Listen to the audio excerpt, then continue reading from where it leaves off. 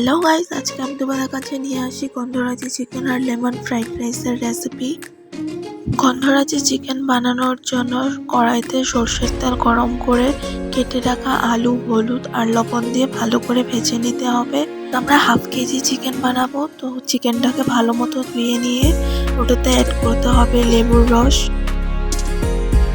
গোলমরিচ means black পেপারের powder, হলুদ গুঁড়া,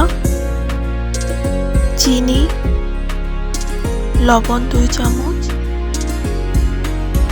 আদা রসুনের পেস্ট, শুকনো লঙ্কার পেস্ট, জিরা ধনিয়ার পেস্ট, কুচানো পেঁয়াজ, শুকনো লঙ্কার গুঁড়া আর সরষের তেল দিয়ে ভালো মতো মেখে 1 থেকে 1.5 ঘন্টা রেখে দিতে হবে। তারপর কড়াইতে সরষের তেল দিয়ে জিরা আর তেজপাতা সম্বার দিতে হবে। নেক্সট আমরা দিয়ে দিব কুচানো পেঁয়াজটা ভালো মতো ভাজা হওয়ার পর ওটাতে দিয়ে দিব টমেটোর কুচি। টমেটোটা ভালো মতো গলে যাওয়ার পর ওটাতে দিয়ে দেব ম্যারিনেট করে রাখা চিকেন। তারপর চিকেনগুলোকে ভালো করে কষিয়ে নিতে হবে।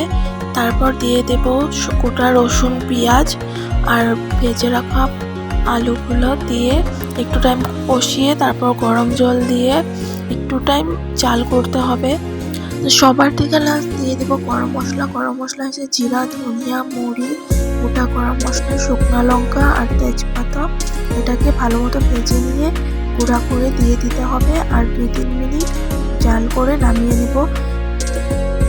লেবু পাতা দিয়ে 5 থেকে 10 মিনিট ঢাকনা লাগিয়ে রাখতে হবে। এক সুন্দর স্মেল আসে এটার। রেডি হয়ে গেল আমাদের গরম গরম গন্ধরাজি চিকেন। নেক্সট আমরা বানাবো লেমন ফ্রাইড রাইস রেসিপি। তো ওটার জন্য বিনস আর গাজর ভালো মতো কেটে নিতে হবে।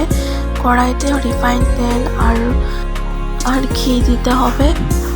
তারপর দিয়ে দিব কুচিয়ে রাখা বিনস আর গাজর, লবণ আর কাঁচা লঙ্কা দিয়ে ভালো মতো ভেজে নিতে হবে। ভালো মতো ভাজা হওয়ার পর গাজর আর বিনস ভাজাটা আমরা উঠিয়ে নিব।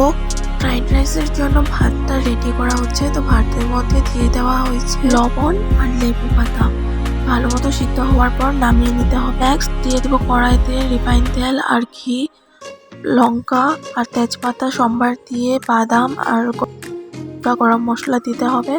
তারপর সিদ্ধ করে রাখা চাল আর বিনস গাজর ভাজা দিয়ে লবণ আর চিনি দিয়ে ভালো মতো মিক্স করে ভেজে নিতে হবে। তারপর দিয়ে দেব লেবুর রস, গরম মশলার গুঁড়া, ঘি আর লেবু পাতা দিয়ে ভালো মতো ফ্রাই করতে হবে। রাইসটাকে ফ্রাই করে নিতে হবে। তারপর হয়ে যাবে আমাদের গরম গরম লেমন ফ্রাইড রাইস। তো আজকে যদি তোমাদের আমার এই ভিডিওটি ভালো লেগে থাকে, please like, share and subscribe. And তোমরাও সবাই এই রেসিপিটা বাড়িতে সবাই বানিয়ে ট্রাই করে দেখবা।